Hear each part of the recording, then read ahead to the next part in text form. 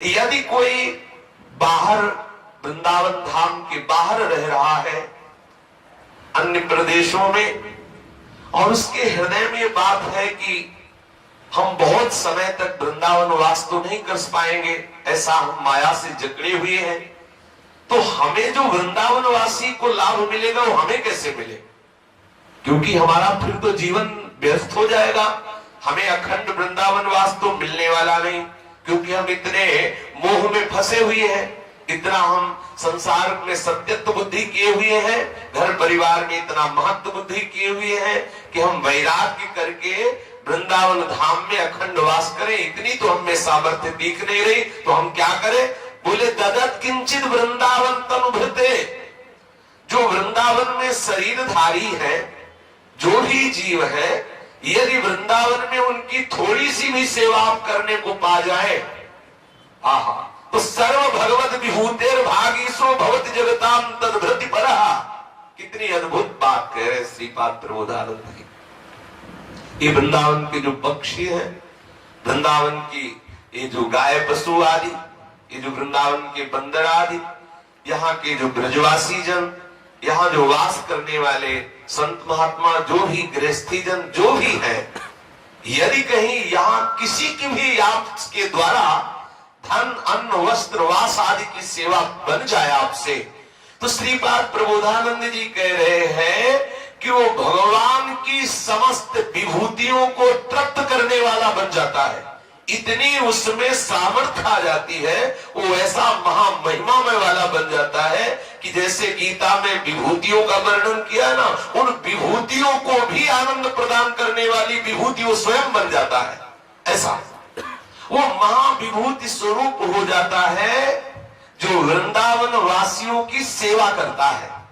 यद्यपि वो वृंदावन वास नहीं कर पा रहा, अखंड वृंदावन वास नहीं कर पा रहा, पर वृंदावन के पक्षियों को, वृंदावन के पशुओं को, वृंदावन के बंदरों को, वृंदावन के जो ब्रजवासी जन है, जो गृहस्थी जन आके रहे, मानो ऐसे गृहस्थी जन है कि भगवत चर्चा सुनकर भगवत प्रेम के लिए लालायित होकर श्रीधाम वृंदावन वास कर रहे हैं, उनके पास सम्यक व्यवस्थाएं नहीं है।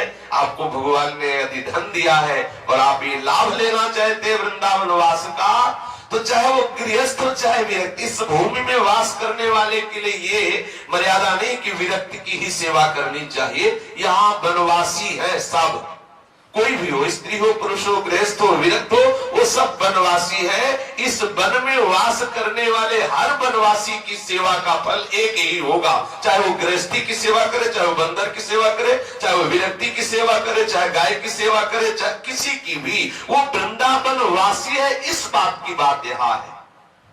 कोई भी हो, अगर उसको आवश्यकता है और आपको भगवान ने दिया है धन आदि, अन्न आदि, वस्त्र आदि, ऐसी सामर्थ्य दी है और आप परम लाभ प्राप्त करना चाहते हैं, तो मोह और लोभ का त्याग करके वृंदावन वासियों के वास की व्यवस्था, भोजन की व्यवस्था, वस्त्र की व्यवस्था, उनको प्यार दो, उनके प्रति अपनापन करो, उनकी सेवा करो, तो जितनी भी विभूतियां भगवान की है वो सब आपसे तृप्त हो जाएंगी और आप महाविभूति स्वरूप हो जाएंगे।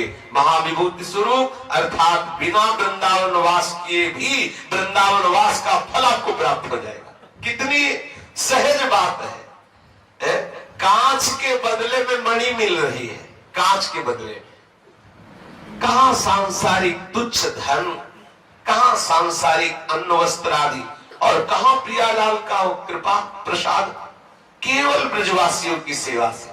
जैसे माँ को प्रसन्न करना हो तो उसके बेटे को दुलार करने लगो, कुछ उसको खिला पिला दो, तो माँ अपने आप बोलने लगे। ऐसे माँ से बात करने की तुम्हारी सामर्थ्य नहीं होगी, लेकिन जब आप उसका बेटा जा रहा हो, दौड़ के उसको टाफी दो, दुलार करो और कुछ भी देने लगो, तो माँ अपने आप बात कर लेगी। आप भाई ऐसा क्यों कर रहे हो, रहने दो बच्चा, वो अपने आप आपसे प्रेम भरी बात करने लगे।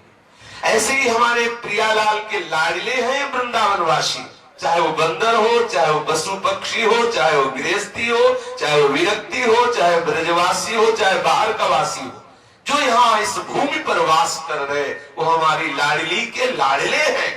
प्यारी जी ने कृपा की तब आके वास कर रहे।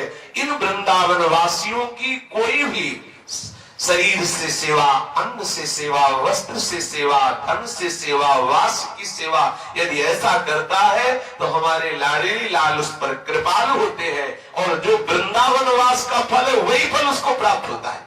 ये देखो कितनी बढ़िया बात श्रीपाद प्रबोधानंद जी महाराज ने की।